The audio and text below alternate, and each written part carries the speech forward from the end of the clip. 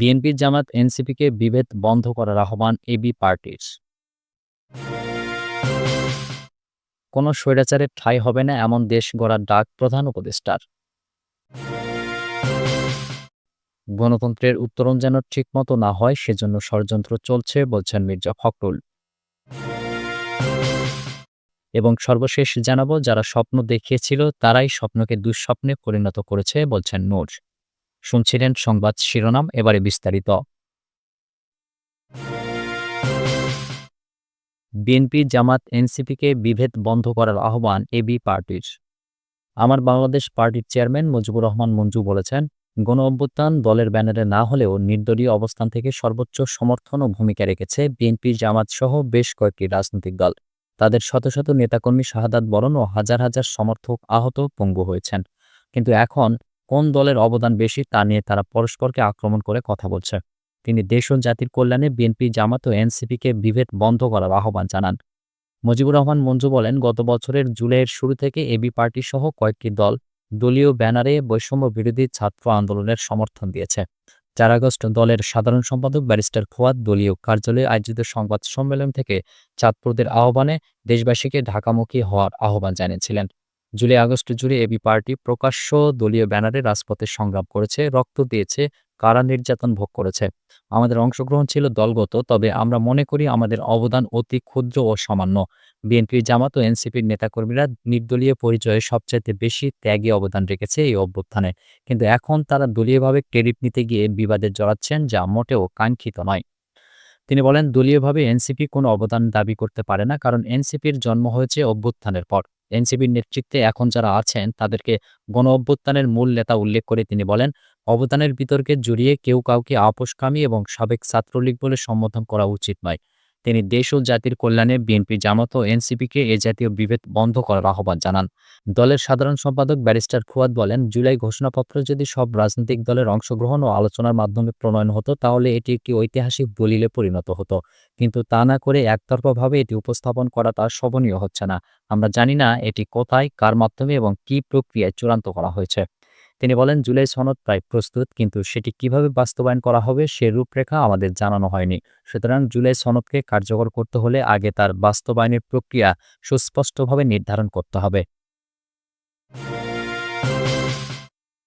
কোনো স্বৈরাচারের ঠাঁই হবে না এমন দেশ গড়ার আহ্বান প্রধান উপদেষ্টার। কোনো স্বৈরাচারের ঠাঁই হবে না এমন বাংলাদেশ গড়ে তুলতে দেশবাসীর প্রতি আহ্বান জানিয়েছেন অন্তর্বর্তী সরকারের প্রধান উপদেষ্টা অধ্যাপক মোহাম্মদ ইউনূস। তিনি বলেন, জুলাই আমাদের নতুন করে আশার আলো, একটি ন্যায় ও সাম্যভিত্তিক বৈষম্য ও দুর্নীতিমুক্ত বাংলাদেশ গড়ার স্বপ্ন দেখিয়েছে। হাজারো শহীদদের আত্মত্যাগ আমাদের রাষ্ট্র সংস্কারের যে সুযোগ এনে দিয়েছে তা যে কোনো মূল্যে রক্ষা করতে হবে। পতিত স্বৈরাচার ও তার স্বার্থলোভী গোষ্ঠী এখনও দেশকে ব্যর্থ করার ষড়যন্ত্রে লিপ্ত উল্লেখ করে প্রধান উপদেষ্টা বলেন, দলমত নির্বিশেষে সবাইকে ঐক্যবদ্ধভাবে এই ষড়যন্ত্র মোকাবেলা করতে হবে। আসুন সবাই মিলে আমরা এমন এক বাংলাদেশ গড়ে তুলি যেখানে আর কোনো স্বৈরাচারের ঠাঁই হবে না। গণ অভ্যুত্থান দিবসের কথা উল্লেখ করে অধ্যাপক ইউনূস বলেন, বাংলাদেশের ইতিহাসের এক অবিস্মরণীয় দিন ৫ আগস্ট। ১ বছর আগে এই দিনে জুলাই গণ অভ্যুত্থান পূর্ণতা পায়। দীর্ঘদিনের ফ্যাসিবাদী শাসন থেকে মুক্ত হয় প্রিয় স্বদেশ। আমাদের আপামর জনসাধারণ, যাদের মুখবন্ধ আন্দোলনের ফসল আমাদের এই ঐতিহাসিক অর্জন, তাদের সবাইকে আমি এই দিনে আন্তরিক অভিনন্দন জানাই। প্রধান উপদেষ্টা আরও বলেন, আমি স্মরণ করছি সেই সব সাহসী তরুণ, শ্রমিক, দিনমজুর, পেশাজীবীদের যারা ফ্যাসিবাদী শক্তিকে মোকাবেলা করতে গিয়ে শাহাদাত বরণ করেছেন। আমি গভীর কৃতজ্ঞতায় স্মরণ করি সকল জুলাই যোদ্ধাকে যারা আহত হয়েছেন, চিরতরে পঙ্গু হয়েছেন, হারিয়েছেন দৃষ্টিশক্তি। জাতি তাদের অবদান শ্রদ্ধাভরে স্মরণ করে। গণ অভ্যুত্থানে শাহাদাত বরণকারী সবার প্রতি গভীর শ্রদ্ধা জানান তিনি। জুলাই গণ অভ্যুত্থান টানা ১৬ বছরের স্বৈরাচারী অপশাসনের বিরুদ্ধে সম্মিলিত বিস্ফোরণ ছিল উল্লেখ করে অধ্যাপক ইউনূস বলেন, জুলাই গণ অভ্যুত্থানের মূল লক্ষ্য ছিল একটি বৈষম্যহীন, দুর্নীতি ও স্বৈরাচারমুক্ত নতুন রাষ্ট্র ব্যবস্থা প্রতিষ্ঠা করা। দেশের গণতন্ত্র পুনরুদ্ধার করে রাষ্ট্রকে জনগণের হাতে ফিরিয়ে দেওয়া। অন্তর্বর্তী সরকার দায়িত্ব গ্রহণের পর এসব লক্ষ্য বাস্তবায়নে রাষ্ট্রযন্ত্রের সব খাতে ব্যাপক সংস্কার কার্যক্রম গ্রহণ করেছে। জুলাই গণহত্যার বিচারের কার্যক্রম দ্রুত গতিতে এগিয়ে যাচ্ছে। জুলাই শহীদদের স্মৃতি রক্ষা ও আহত জুলাই যোদ্ধাদের পুনর্বাসনের উদ্যোগ নেওয়া হয়েছে।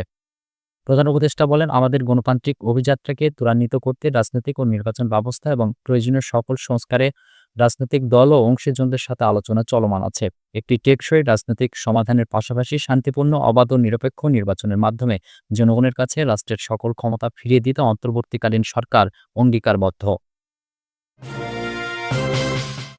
গণতন্ত্রের উত্তরণ যেন সঠিক মতো না হয় সেজন্য ষড়যন্ত্র চলছে বলছেন মির্জা ফখরুল। বাংলাদেশে গণতন্ত্রের উত্তরণ যেন ঠিকমতো না হয় সেজন্য ষড়যন্ত্র ও চক্রান্ত চলছে বলে মন্তব্য করেছেন বিএনপির মহাসচিব মির্জা ফখরুল ইসলাম আলমগীর। ফখরুল বলেন, আমরা দীর্ঘ ১৭ বছর সংগ্রাম করেছি, লড়াই করেছি। দেশনেত্রী খালেদা জিয়ার নেতৃত্বে এবং তারপরে প্রায় ৮ বছর তারেক রহমানের নেতৃত্বে আমরা এই আন্দোলনকে চূড়ান্ত পর্যায়ে নিয়ে এসেছি। আজকে একটা ষড়যন্ত্র চক্রান্ত চলছে দেশে আবার একটা অস্থিরতা সৃষ্টি করতে। বাংলাদেশে যেন গণতন্ত্রের উত্তরণ ঠিকমতো না হয় সেজন্য চক্রান্ত চলছে। হাসিনা সরকারের অত্যাচার নির্যাতনে আমরা একটা দুঃসময় পার হয়ে এখানে এসেছি মন্তব্য করে বিএনপি মহাসচিব বলেন, এখন ট্রানজিশন পিরিয়ডে আছি।